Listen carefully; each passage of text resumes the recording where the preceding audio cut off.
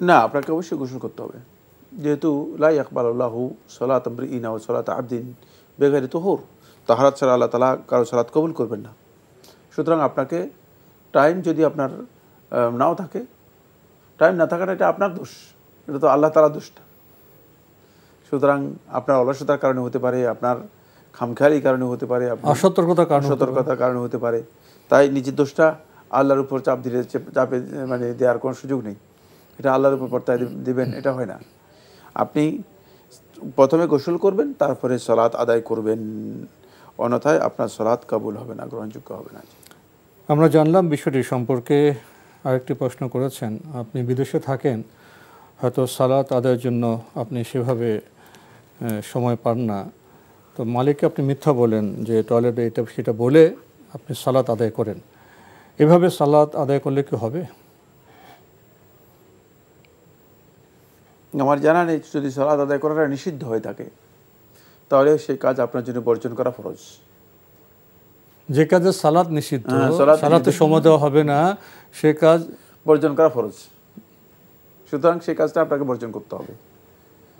আর যদি এমন হয় নিষিদ্ধ নয়, তাহলে আপনি মিথ্যা বলতে যাবেন কেন? আপনি মিথ্যা বলার তো কোনো দরকার নেই। আর সালাতে তো অনেক লম্বা সময় নাই, 4 রাকাত সালাত আদায় করতে সর্বোচ্চ যদি শুধু ফরজটা, সালাত তো ফরজ সালাতকে বোঝায়, নফল সালাতকে বোঝায় না। ওযু অবস্থা থাকবেন, সালাতটা পড়ে আসবেন। হ্যাঁ, উজু করতে কতক্ষণ? উজু করতে সর্বোচ্চ 2 মিনিট বা 3 মিনিট। সুতরাং টোটাল হয়তো আপনার 5-6 মিনিট 7 মিনিট, মানে কোনো ব্যক্তি যদি অফিসে কাজ করে থাকে, তিনি অফিসে কাজে 5-6 মিনিট 10 মিনিট সময় পাওয়াটা অস্বাভাবিক, এটা আমি মোটেও মনে করি না। ডিউটিফুল হন, তার 5-6 মিনিট সময় কোনো ব্যাপারই না।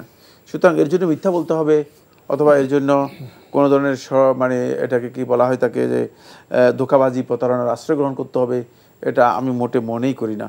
কিন্তু এটা তো সালাতের সাথে যায় না। আর যদি এমনটা হয় যে সালাত আদায় করা নিষিদ্ধ, আপনার আগেই কাজের মধ্যে আপনাকে বলে দিচ্ছে সালাত আদায় করতে পারবেন না, মানে কাজের সময় আপনাকে বলে দেওয়া হয়েছে আপনি সালাত আদায় করতে পারবেন না, তাহলে সেই কাজ পরিহার করা, ত্যাগ করা আপনার জন্য ফরজে আইন। আপনি অবশ্যই সেটা ত্যাগ করবেন। ইমানদার ব্যক্তি তার কোনো ফরজ লঙ্ঘিত হয়ে থাকে এমন কোনো কাজে যুক্ত হওয়া তার জন্য হারাম, নিষিদ্ধ। খুবই গুরুত্বপূর্ণ বিষয় আমরা অবগত হলাম। প্রিয় দর্শক, নতুন প্রশ্নে যাচ্ছে। আসসালামু আলাইকুম, পরিচয় দিয়ে প্রশ্ন করুন। জি, আমি ইফাত বলতেছিলাম মিরপুর থেকে। জি, আচ্ছা, আমার প্রশ্ন হচ্ছে, আমি ইসলামের যে 4টা মাযহাব আছে, কোনো মাযহাবকে আসলে পরিপূর্ণভাবে অনুসরণ করি না, যেটা সঠিক মনে হয় সেখান থেকে আমল করার চেষ্টা করি। তো এরকম কিছু বিষয় আছে, যেমন বেতের নামাজ, মাঝখানে বসা যাবে বা বসা যাবে না, এরকম বিষয় নিয়ে অনেক সময় থাকে, মতবিভেদ থাকে। তো হানাফি মাযহাব অনুযায়ী, মানে আমাদের এলাকায় যেটা পড়া হয় আর কি, মাঝখানে 2 রাকাতের পর বসা হয়। তো আমি শায়খ আহমদুল্লাহ হুজুরের বক্তব্য, আচ্ছা, আপনি যেটা বললেন যে 4 মাযহাবের প্রসঙ্গ উল্লেখ করে সঠিক কোনটি, তারপর আপনি বিতির নামাজ, রাফুল ইয়াদাইন, এই সমস্ত বিষয়ে কোনটি সঠিক জানতে চেয়েছেন, এই তো? আপনাকে আর কোনো প্রশ্ন আছে? মাযহাব কি আসলেই একটা মাযহাবই মানতে হবে, নাকি মানে যেটা আসলে সহি শুদ্ধ হাদিস প্রমাণিত আছে সেটা মানতে হবে?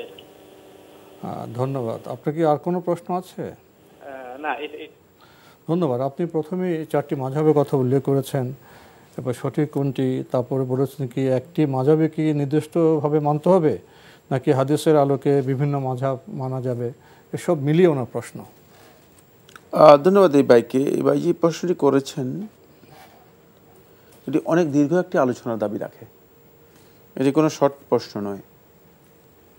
প্রথম কথা হচ্ছে সেটি হলো, আপনি যে বলেছেন যে আমি 4টি মাযহাব আছে, কোনো মাযহাবের আমি অনুসরণ করি না, আপনার এই বক্তব্য সঠিক নয়। কোনো না কোনো এক মাযহাবের অবশ্যই এখানে আপনি অনুসরণ করছেন। সুতরাং আপনি যদি বলেন যে আমি কোনো মাযহাবের অনুসরণ করি না, এই বক্তব্য শুদ্ধ নয়। একটা না একটা মাযহাবের অনুসরণ করছেন, হয়তো আপনি জানেন না, আপনার অজান্তেই আপনি কোনো মাযহাবের আপনার জানা নেই, আপনি হয়তো একটা মাযহাবের অনুসরণ করছেন। মাযহাব হচ্ছে অপিনিয়ন, মাযহাব কোনো দল বা গোষ্ঠী নয়, এটা আপনার কনসেপ্টের মধ্যে রাখতে হবে। মাযহাব কোনো দল বা গোষ্ঠী নয়, মাযহাব হচ্ছে একটা অপিনিয়ন, আলেমদের অপিনিয়ন। সুতরাং কোনো আলেমের অপিনিয়ন অনুসরণ না করে কোনো ব্যক্তি মানে তখনই চলতে পারবেন যখন তিনি মুজতাহিদ হবেন। আমি জানি না আপনি কোন পর্যায়ের মুজতাহিদ হয়েছেন, আমার জানা নেই। যিনি প্রশ্ন করেছেন তিনি কি আদৌ ইজতিহাদের যেই মানদণ্ড আছে সেই মানদণ্ডে উত্তীর্ণ হয়েছেন কিনা এটা আমার জানা নেই। এরপরে বাকি যে পরে যে কথাটি বলেছেন সেটা হচ্ছে যে যেটা সহি মাযহাব মনে করি আমি সেটা অনুসরণ করি। এটা একটা জঘন্যতম দৃষ্টতা। এটাকে আপনি কি মনে করেন? তিনি কি সহি কোনটা বের করতে পারবেন? কোনটা সহি মাযহাব সেটা উনি বিবেচনা করতে পারেন।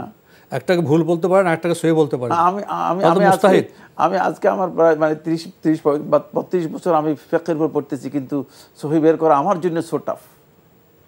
আর উনি কিসের ভিত্তিতে সহিটা বের করবেন? এই কথাটা কত বড় দৃষ্টতা সেটা কি আসলে বুঝতে পেরেছেন? এটা সঠিক নয়। আপনি এই কথা বলতে পারেন যে নির্ভরযোগ্য আলেমদের বক্তব্য অনুযায়ী যেটা তারা সহি বলেন আমি সেটা অনুসরণ করি, কিন্তু সহিটাকে আপনি অনুসরণ করেন, আপনি সহি পেলেন কোথায়? বুঝতে হবে বিষয়গুলো। আমরা যখন কথা বলি যখন আমাদের বুঝতে হবে যে আমি আসলে কি বলছি, আদৌ কি সঠিক বলছি কিনা। কারণ আমি 32 বছর ফিকহের উপর কম বেশি যে পড়ালেখা করতেছি, আজকে আমি নিজেও সহি বের করার জন্য আমাকে দীর্ঘ পড়ালেখা করে তারপরেও এর মধ্যে আমি অব্যাহত স্টাডি করে যাচ্ছি। সুতরাং এটা কি সহজ বিষয় মনে করেছেন যে আপনি সহি বের করে ফেলবেন, যে বিষয়ে খেলাফ হয়েছে আজকে নয়, আজ থেকে 1200 বছর আগে, 1300 বছর আগে, এটাকে সহি বের করে ফেলবেন এত সহজে? কিসের থেকে বের করেছেন? কার বক্তব্য থেকে বের করেছেন? এটা আমাদের জানতে হবে। আপনি এই কথা বলবেন যে আমার কাছে, যাদের কাছে আমি মনে করতে দেখেছি যারা নির্ভরযোগ্য আলেম, তাদের অপিনিয়নটাকে তারা যেহেতু কোরআন হাদিসের স্টাডি করে বলেন যে এটা সহি, সেই আলোকে আমি অনুসরণ করে থাকি, ওই আলেমের বক্তব্য অনুসরণ করে থাকি। কিন্তু আমি যার মাযহাবের থেকে যেটা সহি মনে করি সেটা অনুসরণ করে থাকি, এই বক্তব্য মোটেও সঠিক নয়।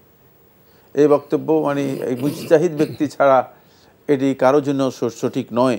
কারণ আপনি আদৌ কি ইজতিহাদ করেছেন কিনা একটা মাসালার মধ্যে, ইজতিহাদের উসুলগুলো সম্পর্কে জানা আছে কিনা। সুতরাং এই বিষয়গুলো আসলে আমাদের খুব সতর্কতার সাথে খেয়াল রাখতে হবে যে আমাদের অনেক ভাই আছেন তারা 3-4টা মাসআলা জানার পরে বা 3-4টা বই পড়ার পরে তিনি নিজেকে মুফতি আম মনে করে থাকেন। তিনি মনে করেন যে গ্র্যান্ড মুফতি, তিনি ফতোয়ার ব্যাপারে তার মন মতো মনে যেভাবে চায় সেভাবে ফতোয়া দিয়ে দেন। তিনি সকল প্রশ্নের উত্তর রিসিভ করেন এবং উত্তর দেন। এই কাজগুলো আমি মনে করে থাকি যে অনেক বেশি সীমালঙ্ঘন। এটা আমার ব্যক্তিগত অভিমত, কেউ দ্বিমত পোষণ করলেও করতে পারেন, বাট এটাকে আমি মনে করে থাকি যে অত্যন্ত সীমালঙ্ঘন। যতক্ষণ পর্যন্ত কোনো মাসআলার পরিপূর্ণ তাহকিক কোনো ব্যক্তি না থাকবে, তিনি অবশ্যই সেই মাসআলায় নিজের ব্যক্তিগত অভিমত পেশ করার বৈধতা নেই। পরিপূর্ণ তাহকিক থাকতে হবে। সুতরাং এই পরিপূর্ণ তাহকিকই আদৌ আপনি প্রত্যেকটি মাসআলা করেছেন কিনা আপনার জন্য বৈধ আছে, সেটা হচ্ছে আপনি যদি নির্ভরযোগ্য কোনো আলেমের বক্তব্যকে তিনি বলেন যে এই বক্তব্য কোরআন হাদিসের দৃষ্টিতে এই বক্তব্যটি এভাবে সহি, সেটাকে অনুসরণ আপনি করতে পারবেন। একটি মাযহাবেরই বাধ্যতামূলক অনুসরণ করতে হবে বা অনুসরণ করা ফরজ, এই বক্তব্য সঠিক নয়।